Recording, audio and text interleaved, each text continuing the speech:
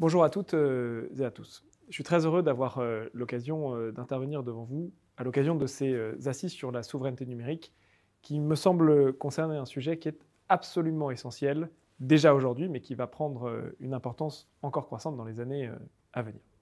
La souveraineté numérique, c'est, me semble-t-il, un des éléments absolument centraux de l'indépendance française et européenne et des questions de souveraineté de manière beaucoup plus large. Il n'y a aujourd'hui, d'ailleurs on le voit dans les tensions internationales, dans les nouvelles conflictualités que nous rencontrons, dans les discussions que nous pouvons avoir en tant que pays membre du Conseil de sécurité ou en tant que pays influent dans les relations internationales, pas une discussion qui n'intègre des discussions ou des thèmes technologiques et numériques. C'est le cas de la cybersécurité, c'est le cas des fausses informations, c'est le cas de la régulation de ces nouveaux espaces mondiaux, c'est le cas des discussions économiques et des questions de souveraineté économique qui concernent de plus en plus les acteurs du numérique. Et donc, la question de la souveraineté numérique me semble à la base ou au cœur de la souveraineté technologique, qui elle-même est au cœur de la souveraineté économique et de la souveraineté tout court de l'ensemble des pays. C'est pour ça qu'il est absolument indispensable de faire de notre doctrine sur la souveraineté numérique un élément central de notre politique économique, mais également de notre diplomatie internationale. Et c'est ce que nous cherchons à faire, à la fois avec, évidemment, sous l'impulsion du président de la République, mais également avec Bruno Le Maire. À cet égard, je pense qu'il faut tenir deux sujets de la même main, ou en tout cas avancer dans deux directions qui sont complémentaires. Le premier, j'aurai l'occasion d'y revenir, c'est la question de l'investissement et de l'innovation, ainsi que celle de la capacité à maîtriser les nouvelles technologies et à avoir l'écosystème qui maîtrise ces nouvelles technologies en Europe et en France. Le deuxième, par lequel on commence peut-être un peu trop souvent dans nos pays, c'est la question de la régulation. J'aurai l'occasion de dire un mot sur cette question de la régulation, puisqu'il y a un défi souverain à faire en sorte que nos institutions et nos règles s'appliquent à la fois, ou en tout cas dans le domaine numérique, de la même manière qu'ils s'appliquent dans la vraie vie. Mais je crois que trop souvent, on réduit la question de la souveraineté dans le débat français, en partie dans le débat européen, à cette question de la régulation. Or, aujourd'hui, il me semble que la question et le défi qui se pose à nous en matière de souveraineté numérique est d'abord un défi d'innovation. Le président de la République a eu l'occasion, dans une interview avec l'un des acteurs majeurs de l'écosystème numérique en Europe, d'avoir cette phrase de dire « on ne peut pas avoir les GAFA aux États-Unis, les BATX en Chine et le RGPD en Europe ». Il y a une part d'ironie dans cette prise de parole, évidemment, mais je crois que cela incarne la perte de vitesse, ou en tout cas le risque de déclassement qui menace notre continent et notre pays, compte tenu des développements récents de l'économie mondiale et de ceux qui la dominent. On le voit dans le monde entier, on le voit dans notre vie quotidienne, on l'a vu à travers les outils que nous avons utilisés pendant le confinement. De plus en plus, notre monde économique, mais notre société, est structurée et dominée par de très très grandes entreprises américaines, en partie chinoises, qui sont devenues de véritables acteurs quasiment étatiques au niveau international. Et la France, l'Europe, a une forme de train de retard dans cette compétition économique qui conditionne l'ensemble des débats technologiques que nous connaissons. Qui sont les leaders dans l'intelligence artificielle, dans le calcul quantique, dans la cybersécurité? Ce sont les mêmes que ces grandes entreprises américaines, je le disais, qui dominent l'ensemble du système international. Si on regarde l'âge moyen, par exemple, des entreprises du CAC 40, il est de plus de 100 ans. L'âge moyen de leurs homologues américains, il est de moins de 20 ans. Et très souvent, dans le domaine de la souveraineté numérique, dans le domaine de la puissance économique, tout se résume à une question de taille. L'écosystème français et européen doit continuer à grossir, notamment financièrement, s'il veut être au bon niveau de compétition avec ses homologues et ses concurrents anglo-saxons et chinois.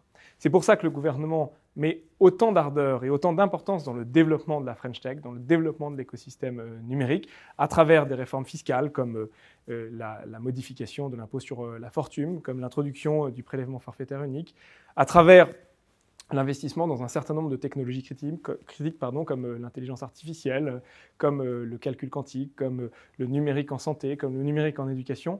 Nous devons faire émerger nos propres champions, parce que dans un monde où le leader fixe le standard, si nous voulons être indépendants et avoir des entreprises qui appliquent nos valeurs et nos standards, alors nous devons faire émerger nos propres champions.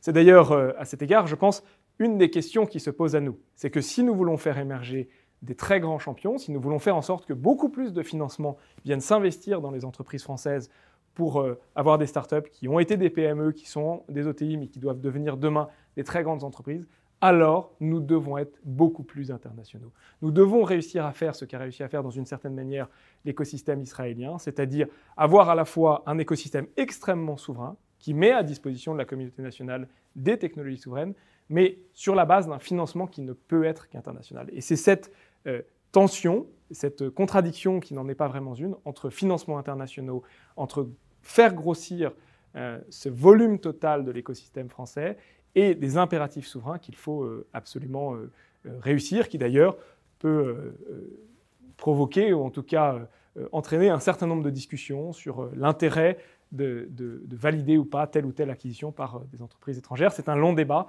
mais en tout cas, je veux vraiment mettre l'accent sur ce que je pense est le fondement de notre retard, c'est que nous n'avons pas assez de financement dans les startups, pas assez de financement dans la technologie, de financement étatique peut-être, mais surtout de financement privé.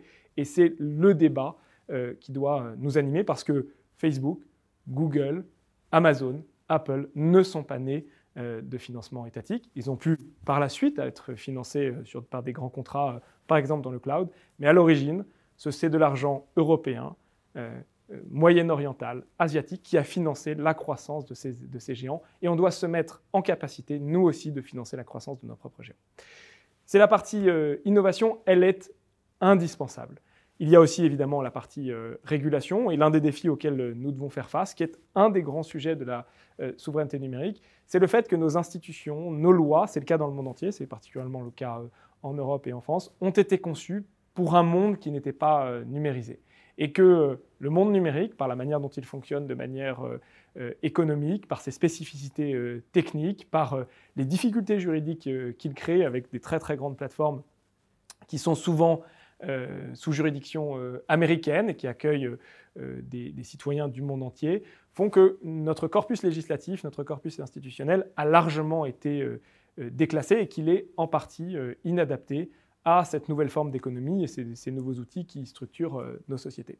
Il est absolument indispensable à cet égard-là, si nous voulons avoir notre propre souveraineté, et c'est d'abord le cas au niveau européen parce que c'est le bon niveau, de mettre à jour nos outils juridiques, nos outils institutionnels. C'est ce que la France pousse beaucoup au niveau européen, avec un pas absolument essentiel qui a été franchi, avec la présentation de ces deux textes auxquels je pense, le Digital Market Act et le Digital Services Act mi-décembre dernier par la Commission européenne. Une partie de ces textes est en train d'être déclinée un peu par avance dans le droit français sur la question de la haine en ligne dans le cadre du projet de loi confortant les principes républicains. Nous devons mettre à jour ce corpus législatif et institutionnel. Nous devons aussi nous doter des capacités de régulation techniques sans lesquelles nous ne pouvons pas imaginer appliquer ou en tout cas tenir tête à ces nouveaux acteurs. C'est un défi pour la puissance publique puisqu'il faut embaucher de nouveaux profils, recruter de nouvelles compétences, mais c'est absolument indispensable si nous ne voulons pas nous retrouver dans un problème qui serait presque un problème de pertinence de l'État face à cette révolution technologique. Deux petits éléments peut-être pour conclure.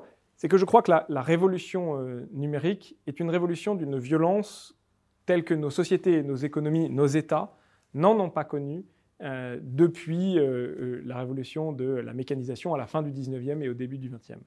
Et cette révolution de la mécanisation, elle avait remis en cause les grands équilibres, les grands rapports de force internationaux. Ça pourrait être le cas avec le numérique, et si l'Europe ne veut pas être parmi les perdants, alors nous devons être au bon niveau, mais d'abord au bon niveau d'innovation. La deuxième réflexion que je voulais partager avec vous, c'est que nous avons tous les atouts pour à la fois combler notre retard, mais être parmi les pays les plus innovants en la matière. Pour une raison simple, c'est que nous avons aujourd'hui la matière première indispensable à gagner cette compétition, qui est la matière première humaine. Cette compétition pour la souveraineté dans le monde, cette compétition pour l'intelligence artificielle est d'abord une compétition pour l'intelligence humaine. Et nous avons les chercheurs, les entrepreneurs, les salariés, les employés en France qui peuvent nous aider et faire en sorte que nous sortions vainqueurs de cette compétition. C'est vrai, par exemple, dans l'intelligence artificielle, il faut que toutes ces têtes pensantes françaises qui sont disséminées dans le monde entier, nous fassions levier sur elles, nous les fassions revenir en quelque sorte pour réussir à créer cet écosystème ici en France. C'est vrai dans le quantique, où on voit que l'Europe est très loin d'être en retard. C'est vrai, y compris dans des domaines comme les semi-conducteurs, où si la production est plus en Asie, un certain nombre de designs, ou en tout cas les profils les plus avancés de design ou des équipementiers sont européens. Cela nécessite une réflexion stratégique. Et d'ailleurs, on voit qu'on a parfois une approche un peu pénitente, si je puis me permettre, de la souveraineté numérique en France, en ayant tendance à se flageller. C'est vrai que nous avons perdu un certain nombre des combats de la compétition technologique qui ont fait que nous avons laissé partir certaines chaînes de valeur hors d'Europe. Mais le monde numérique est un monde d'interdépendance, y compris pour des très grands États comme les États-Unis. C'est ce que nous apprend la crise récente sur les semi-conducteurs, c'est ce que nous apprend aussi la dépendance américaine aux équipementiers européens. Et donc, dans la 5G. Et donc, rien n'est perdu. Nous avons les moyens de mener ce combat. Encore faut-il le mener de manière ouverte, en sachant où aller, en sachant qu'il y a un défi, que nous devons être meilleurs. Qu'être meilleur, ça veut dire être dans les standards internationaux, ou parfois meilleurs que les standards internationaux pour attirer les capitaux étrangers et créer ici un écosystème de niveau international. Je suis persuadé que nous pouvons mener ce combat. Cela nécessite des décisions parfois un peu courageuses, en tout cas une attention constante sur le long terme. C'est ce que nous allons continuer à faire sur ce sujet si important qu'est celui de la souveraineté.